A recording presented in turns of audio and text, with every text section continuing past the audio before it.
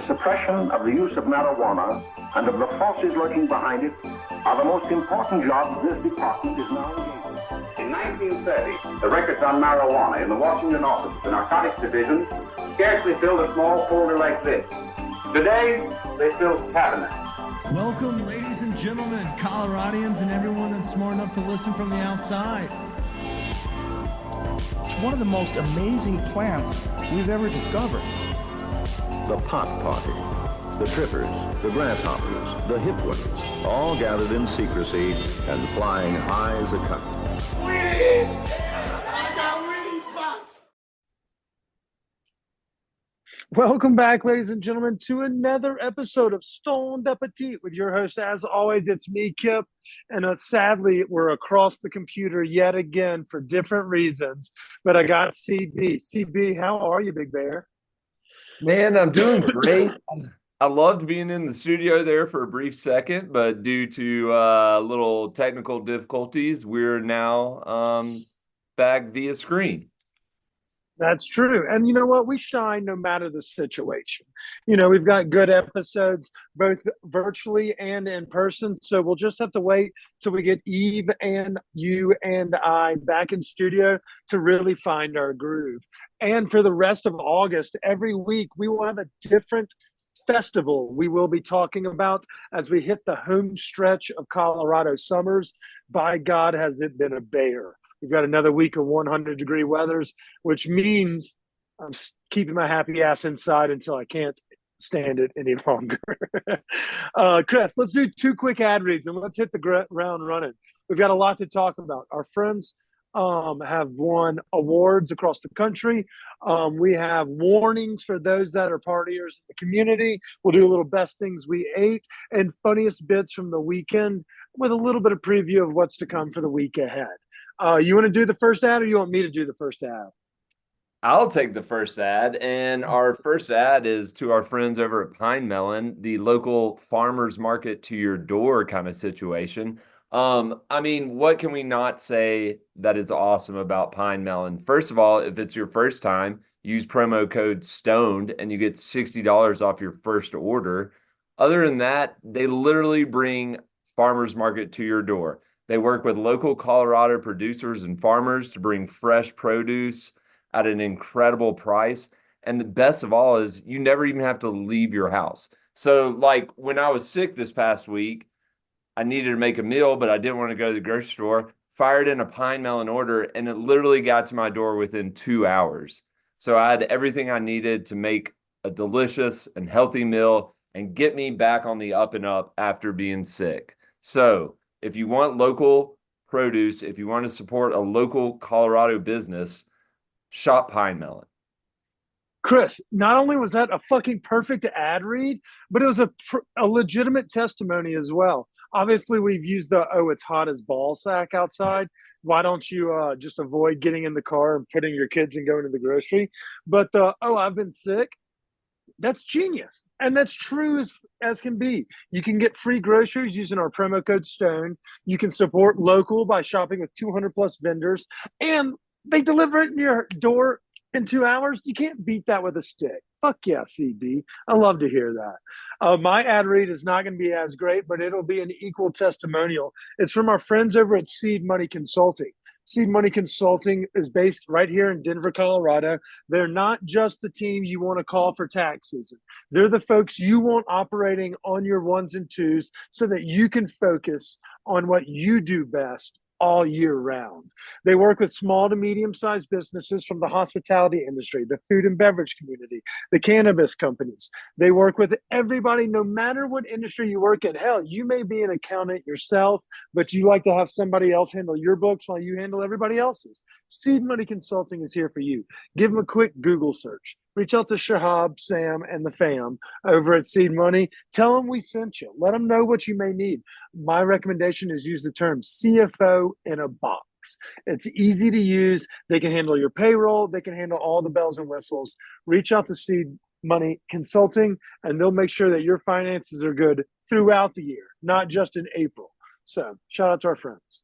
All right, Chris. So obviously you were kind of feeling under the weather mid last week, but by the end of the week, you were not testing positive, even if your bride to be may have. So were you able to at least get out and about, enjoy some of the weekend weather? I was. Thankfully, I had tickets and I always try to go see Tedeschi Trucks when they're in town because they just put on one hell of a performance. So I was able to get out to Red Rocks Friday evening. And let me tell you, it was a fucking blast. Other than the fact that Red Rocks is selling way more tickets than they can hold, beyond that, it was a blast. We got in there early enough to get some good seats. And since I was coming off being sick, I really wasn't like gonna drink a whole lot. So I figured, hey, I could probably drive us back home, maybe take a little micro dose of mushrooms or whatever. That happened to not be the case. I Did took you macro your micro? I mean, fuck, yeah, I did. That's how that turned out. I took a little square of a cosmic bar thinking like, oh, okay, it's like I think it was in between 5 and 5:30. And I was thinking, okay, I've got a good 6 hours for this thing to run through my system before I have to like get out of there and go home. Holy shit. I lost my mind in there. Like once Derek Trucks hit a solo, I looked at my boy Pat and we were both to the moon. And there were moments of like clarity where I was like, oh man, I'm coming back down to earth. I'm going to be okay. And then all of a sudden there would just be this like amazing solo, just riff. And I was back where I started. So after the concert, even without this whole like, crackdown on Colorado with the checkpoints, we got back to the car, we had a little chicken sandwich and we thought about this, for a second. And I was like, man, I don't feel comfortable driving. Let's leave my car here. And, for those who like have been in a similar situation out at Red Rocks, they don't tow your car. Like I even spoke with them, like on their website, they say you have until 10 a.m. But the people said, as long as you get back before noon and move your car, you're good. So if you're ever in a situation like that, here's a little PSA, leave your car, get an Uber home and come back and get it. Because an $80 Uber ride beats the shit out of, what is it, like 15 grand for a DUI? I mean, Chris, you're not wrong. It's like the juice is not worth the squeeze in terms of riding home like that, especially when you're zooted. There's just no rationale why you shouldn't. And I think folks at Red Rocks at least see that, and they give you Yeah, that grace. They used to tow everybody down to like the southern lots, and then so you just had to go find it. But now right. there's like, fuck it. They've got people coming up there in the morning anyway. So like if you're getting an Uber the next morning to get your car, you're just going to have to do the walk of shame in front of a bunch of people in yoga pants, which fuck those people anyway. Anyone that goes and runs the stairs at Red Rocks are psychos. I'd rather be in the camp that are coming to pick up my car after a rowdy Friday on a Saturday morning. So bravo, golf clap for being responsible. Thank you. Yeah, and actually the ride of shame back out there was great because my Uber driver congratulated me. He was like, seems like you made the right decision. I was like, I know. Thanks, boss. Maybe if I was in my 20s, I probably might have not thought that through, but everybody should think that through. But yeah, anyways, concert was a blast. You can't micro on a cosmic bar. I will say that. There's no chance unless you nibble like maybe a pinky's worth. I don't know. So if you do go out there and you have a cosmic bar, proceed with caution. But it was fucking great. And then, the rest of the weekend, it was just hot as balls. So I managed to talk to a buddy that has access to a pool. So did a little pool sesh on Saturday. But other than that, kept it pretty tame this weekend. Yeah, I mean, the weather was a bear yet again. One thing I think you're exactly right on finding a pool because like I wanted to do Dragon Boat Festival this weekend, at least just go get some dumps. And sadly enough, it was just too fucking hot. Like every time the time frame from which, if I'm gonna go fight with 50,000 people over dumplings, at least make it somewhat cool. I think we warned Yeah. everybody last week, bring an umbrella. I didn't even make it out there. But I also indulged on I microed on some cosmic bars myself. As you know, I've been doing the dry July, which I don't even know if that's a thing, but I love a good rhyme. And so I drove to take us and some others down to UMS, the Underground Music Showcase. And so I did a little micro myself. And I think I may have just properly dosed on mine because it was awesome. Just a laughable, kind of bubbly vibe, bipping and bopping all around Broadway, slugging seltzer waters, like slugging them. But I've gone back to back weekends now of not drinking. I feel fresh as a daisy. And for the most part, that's all I did. I checked out a new sushi restaurant that was formerly in Sushiko right there off Tennyson. And I also went and checked out some of the new menu items over at Ace Eat Serve, Chris. Let me tell you about that place. Their tiger wings fuck so hard. That's stuff, it. Those things they're just so good. Like every time I get them, I love them. But they have a new chef that came in the last couple months, 4 or 5 months, and let them kind of get their ducks in a row, get their feet wet, et cetera, before going in there and throwing them through the gamut. I sat down and had dinner with 12 movers and shakers in the Colorado food community. And I don't mean those idiots like the influencers who get in trouble by stealing from restaurants, or that loser who just smacks on his own and takes pictures of himself and is self-impressed. Yeah. I mean, actual movers and shakers, Chris. People that write with like thought and purpose.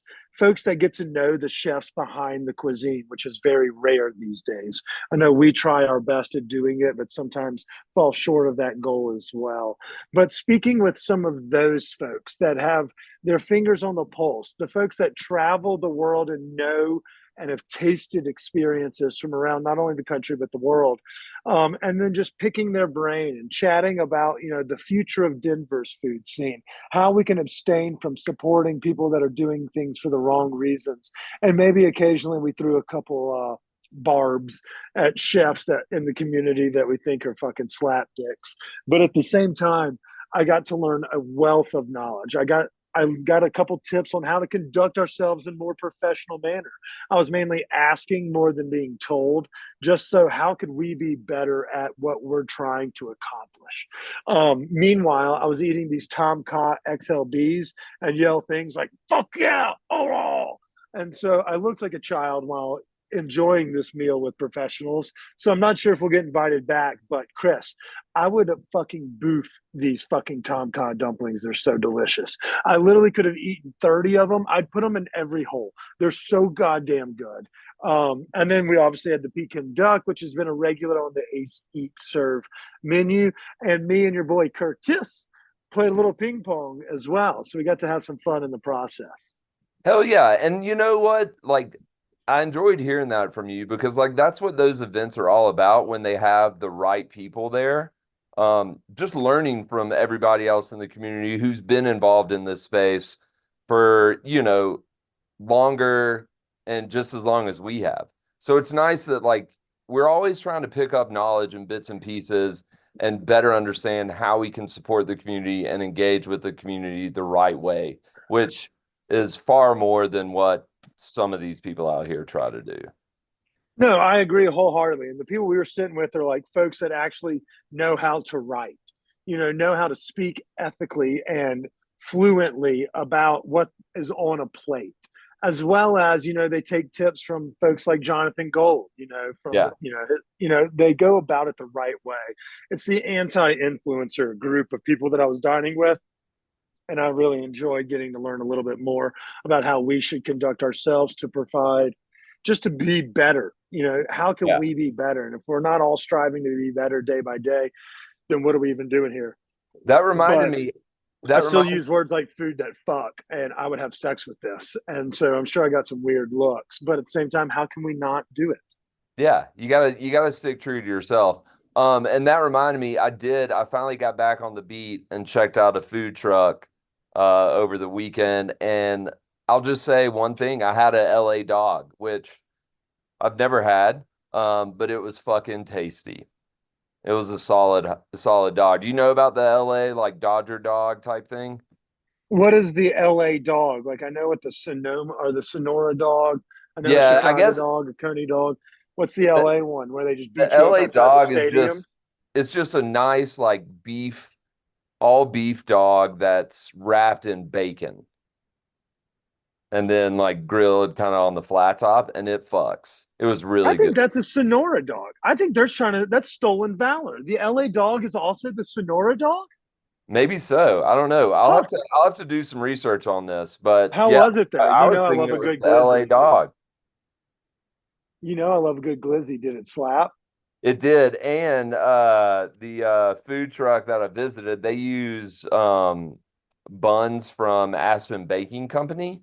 And let me tell you, like this hot dog bun was sturdy. Like there was no issue of maybe the dog pushing through the bottom. You know how that happens sometimes, like the bottom gets Yeah, a little yeah. soggy. Nah, this one's sturdy. It's a good vessel. And I was pleasantly surprised by the hot dog bun. And the hot dog fucked as well, so it was good. Hell yeah. You can't beat it. I don't care what you call that kind of glizzy, as long as it tastes delicious. That's all that really matters. I'm glad to see you getting back in the saddle as well. You didn't lose any taste buds with this variant. No, not at all. Okay, cool. Well, okay, so I have a new segment I want us to do. It's called Funniest Bits from the Weekend. So I debriefed you on this, and I think we can take this in any which direction you want to, but I want you to tell me what kind of made you chuckle, whether it's because of stupidity or genuine humor, like Colin Jost being down in Tahiti. But we'll talk about all that. But I wanted to know before we dive into funniest bits, I forgot I skipped over this. Shout out to Mary Allison and McLean and Hank and the whole fucking team from Yacht Club winning best cocktail bar in America via Tales of the Cocktail down in our backyard of New Orleans this weekend. I mean, couldn't have happened to a better fucking couple. They're Southern through and through. They let their freak flag fly. Their personalities show not only in their cuisine but in the culture they've kind of created over at Yacht Club, and the creativity through the cocktail program is second to none. They were ranked in the top 50 and best bars in America by World and Travel, Leisure Report, whatever. And then by the other industry professionals this past weekend in New Orleans, they were voted best cocktail bar in America. So raise the glass to our friends Mary Allison McLean and the whole family from Yacht Club. Very well deserved. And also shout out to Alex, who won Best Mentor right here, friend of the community and in Denver as well. So a lot of hardware coming home from New Orleans to Denver this weekend. I would have been remiss to not shout them out. Now go on to your funniest bits of the weekend. Yeah, Mary and McLean have the best energy you could possibly want from bar owners. They're awesome. So, anyways, okay, moving on. Dude, first of all, I think like more so than any other Olympics, the cast, the announcers, like having Peyton Manning and Snoop Dogg there is fucking fantastic. And how did Colin Jost land the gig in Tahiti? Like that's what I want to know. That has been easily one of the funniest gags. He's like, yeah, it's really tough down here. I stepped in an ant bed. I cut my foot on some coral. It's the most champagne of problems. So, and I think he's leaned into it well. And to be honest, it's funnier than anything else we've seen on SNL in the recent months. So him just playing the woe is me while partying in Tahiti and covering things like surfing and whatnot have been great. Snoop Dogg, this isn't his first rodeo with the Olympics, but he's been exceptional. And Peyton Manning is very charismatic. I want to also give a tip of the cap to Flava Flav. Yeah, he's not supporting. He's bankrolling for the most part the United States women's water polo team, and he did a lot of content leading up to it. But at the same time, he's been hysterical in his social media and all the stuff they're doing from Paris.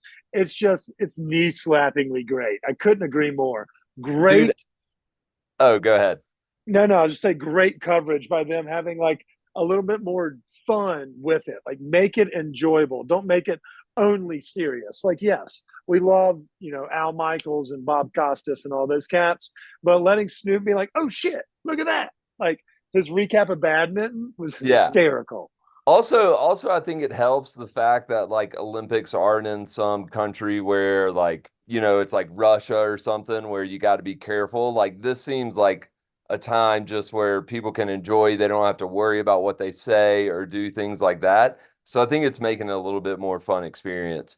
But dude, what is it? I was trying to capture Peyton made a comment like beginning like at the start of the opening ceremonies where he was talking about like he mentioned like the baguettes and red wine available in Paris, and he's like, I consume a lot. It's as good as you could ever imagine. And I can just see Peyton just sitting at a cafe just gnawing on a baguette and drinking some wine. I would love to be there. But dude, I mean, obviously you joked about it last week how I'd be the guy to watch the opening ceremonies. And as a matter of fact, I was that guy. My God, I'm so glad you watched the opening ceremonies. It has come back. Oh, First of all, I thought it was fucking awesome. Like, and all the like memes and stuff going around, like when they first like fired off the smoke kind of things, like it looked like a gender reveal party with the French flag colors. It was fucking great. But the funniest thing out of the opening ceremonies is how people had to make some kind of fucking issue over this dealio, which was not even about the Last Supper. Like everybody calling, like all these Christians calling for the world, like, oh my God, we've entered this era of no return, this satanic culture and all this stuff. Like, grow the fuck up. It's just ridiculous. Okay, so I did not watch the opening ceremonies, But but you I know what I'm saw the talking back. about. I saw all the backlash, primarily from Christian nationalists here in the States. And it's always, I'm the victim. Like they're patronizing me. It's like, maybe some things are bigger than you. Some things, the world does not revolve around you. And, I know that they hate to hear that because they live their Christian life where they are, in fact, player A or, the main Yeah. character. It's always about, that crowd. But at the same time, when you look at it, it was the celebration of Bacchus, one of our favorite gods and goddess of the Greek mythology days. I mean, that's all New Orleans used to be about was the Bacchus parade.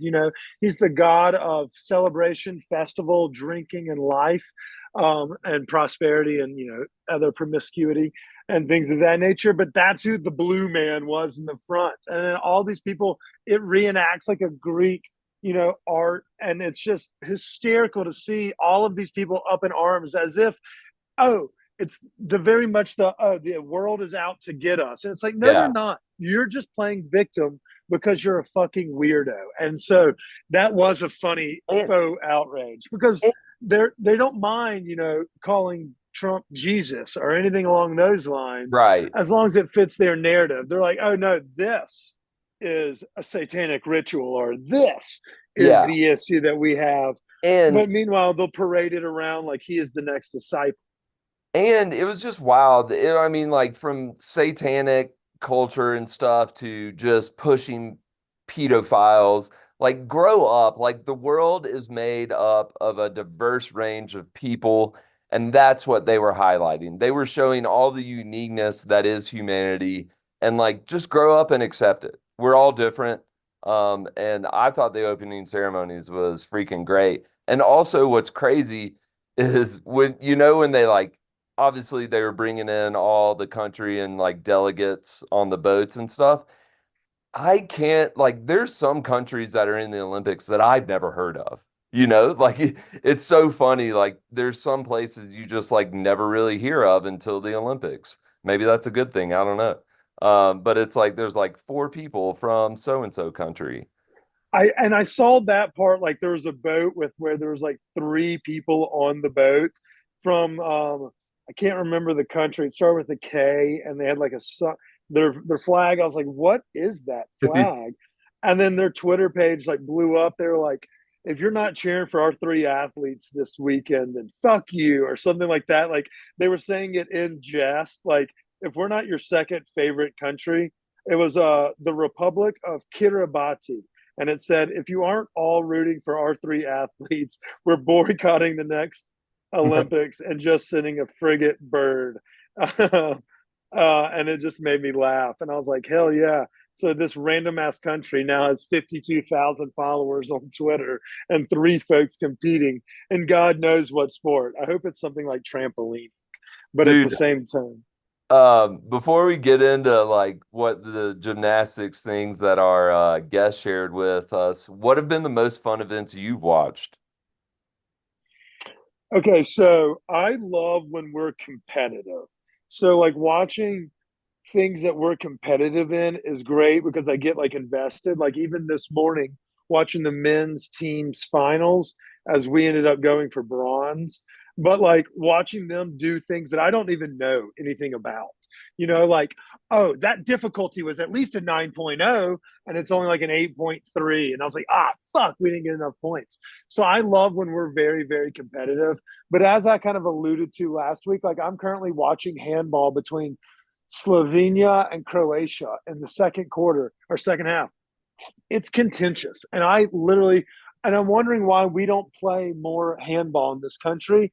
And then the people that are so good at it, just go spend a couple of years living the best life in Turkey. Go live in fucking Prague for a few years. Like go live in Paris and beat the shit out of these foreigners. Because like these folks are trotting out sport or athletes, and I'm watching them throw a ball, and it looks like you mentioned Peyton Manning earlier, but it looks like Peyton Manning with his opposite arm. It even looks like me with my opposite arm, and I keep wondering how.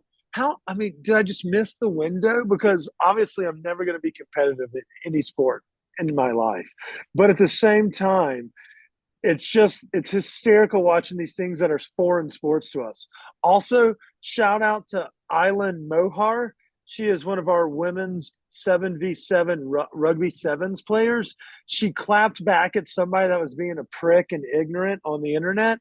And then in her first 2 games in group play, she just was a dump truck running over people, like stiff arming people like she was Marshawn Lynch.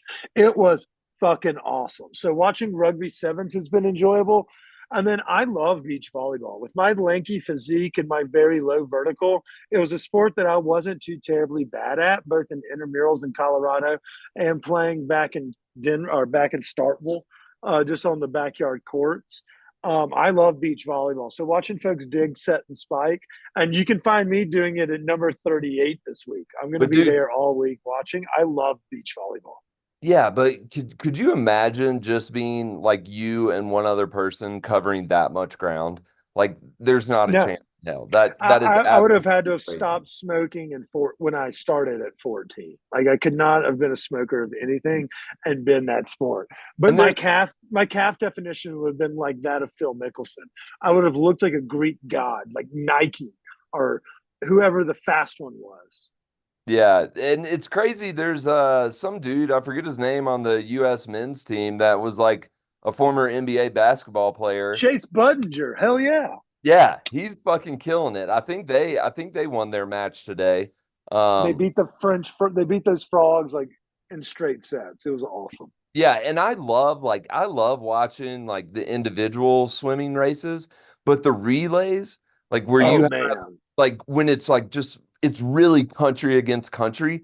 And the fact that there's just this bitter rivalry between US and Australia is amazing. And seeing like, what was it that there was that 400-meter like freestyle relay this weekend where the US team just poured it on at the end. It's just awesome.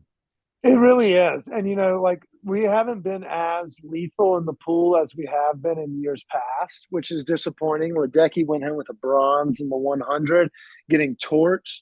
And in some instances, we haven't even been on the podium. But at the same time, it's awesome. They're like fucking fish. They just glide through the air, man. It's wild.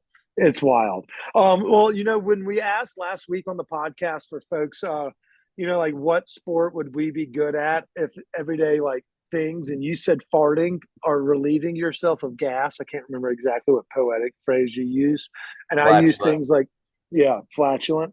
And I use losing vape pen. Well, I asked the community for some of theirs, and I want to read off some of the funniest ones.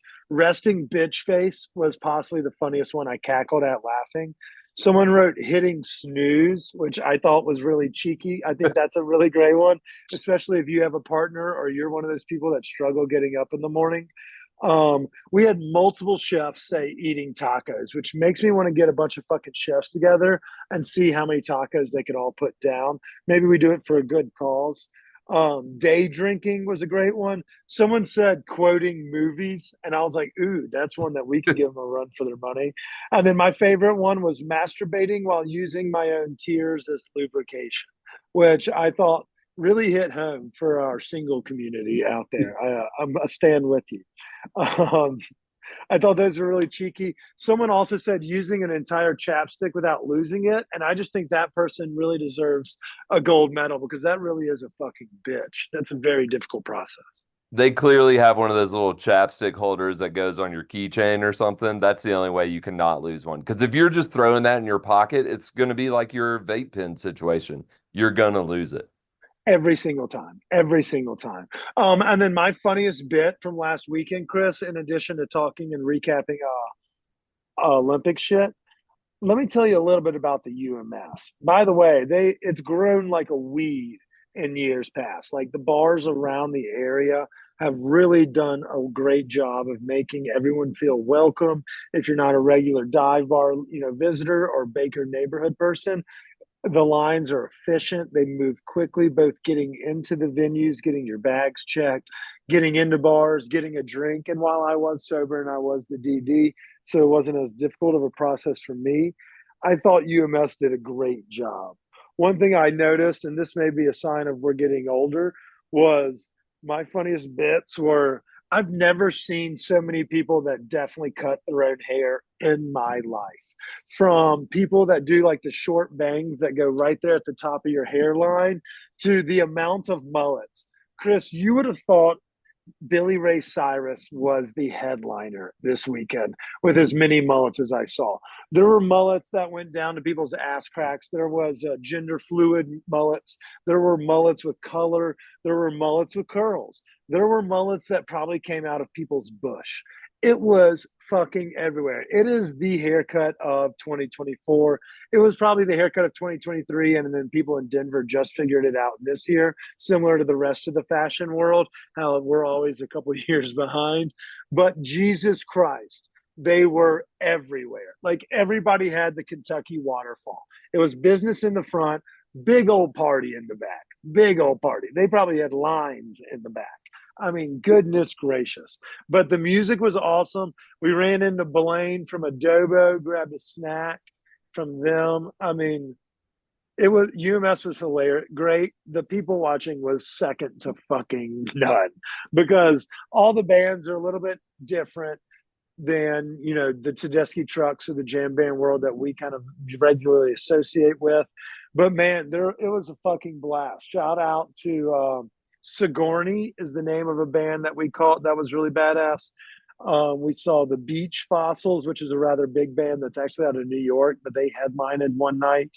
We saw our friends, the Heated Bones, a Denver-based company that's our Denver-based band that's actually been on hiatus recently. They fucking slapped.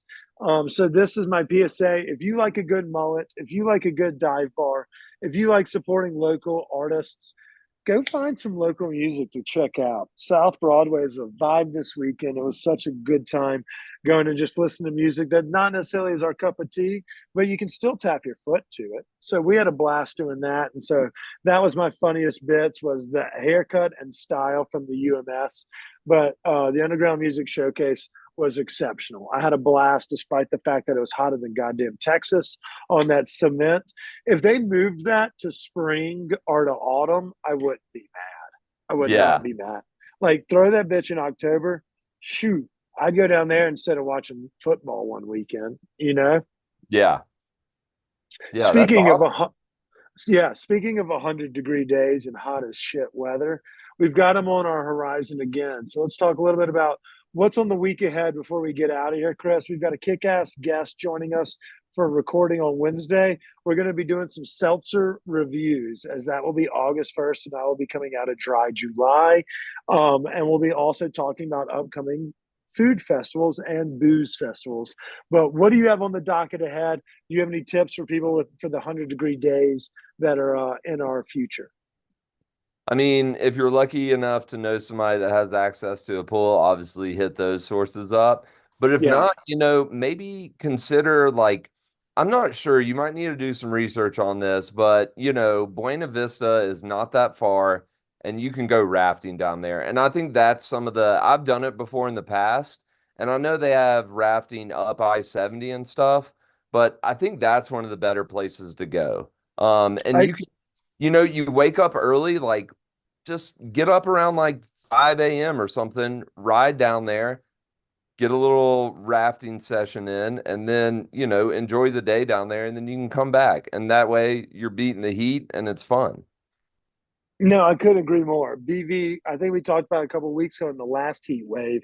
It's a badass place, and the rivers you're talking about are the Numbers and the Brown, and they are great. They're both for intermediate, casual, and proficient.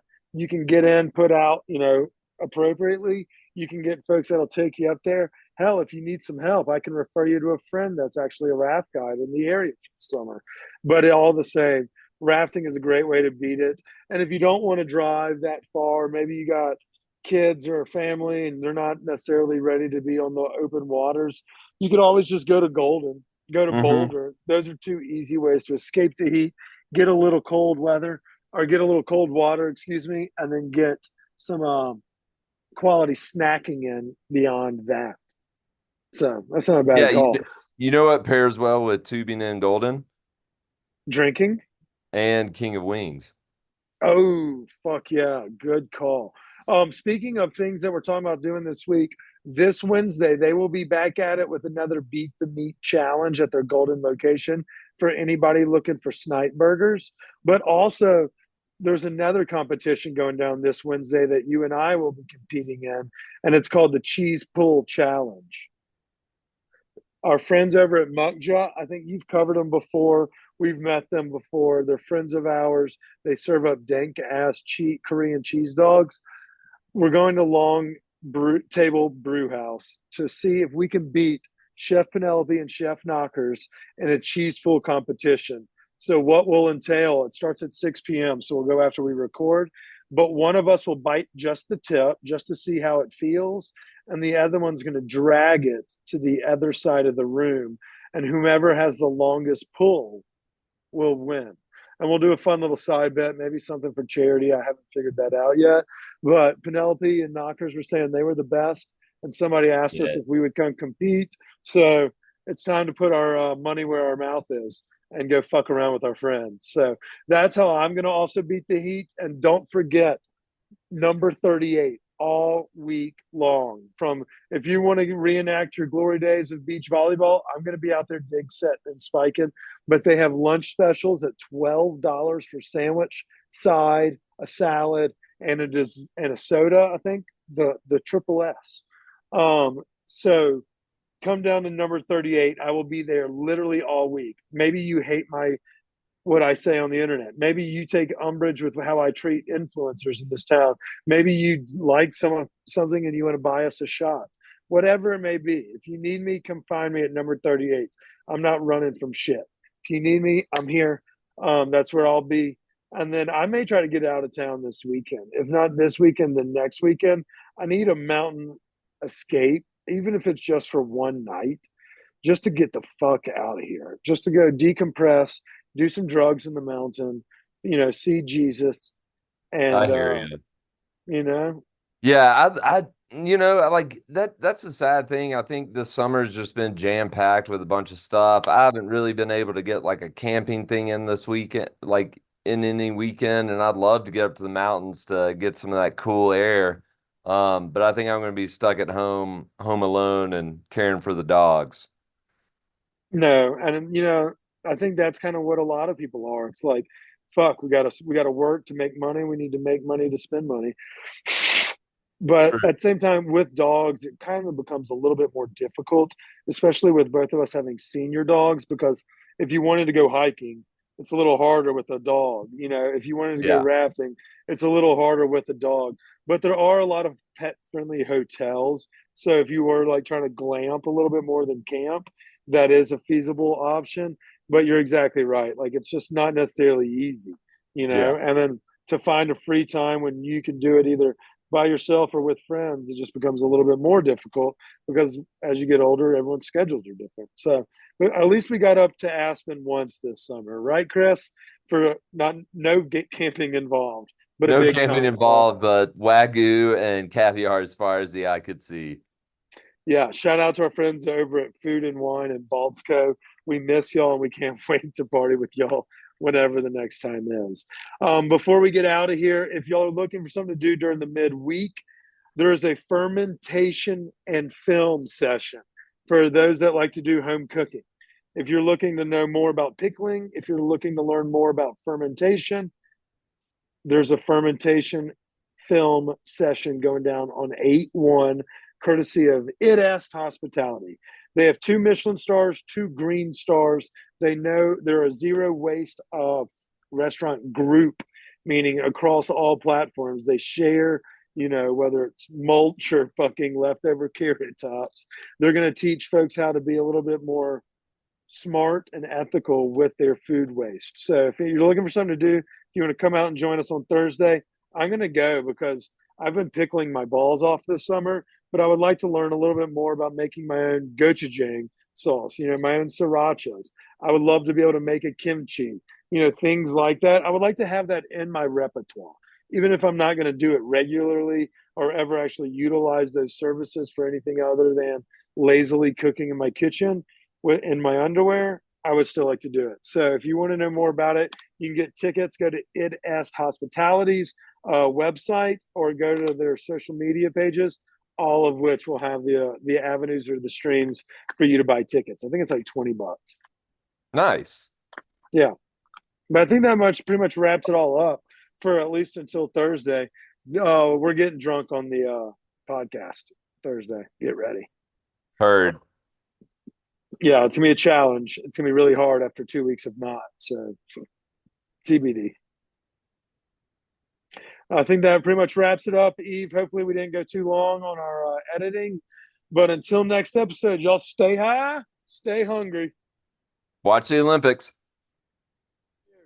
Cheers.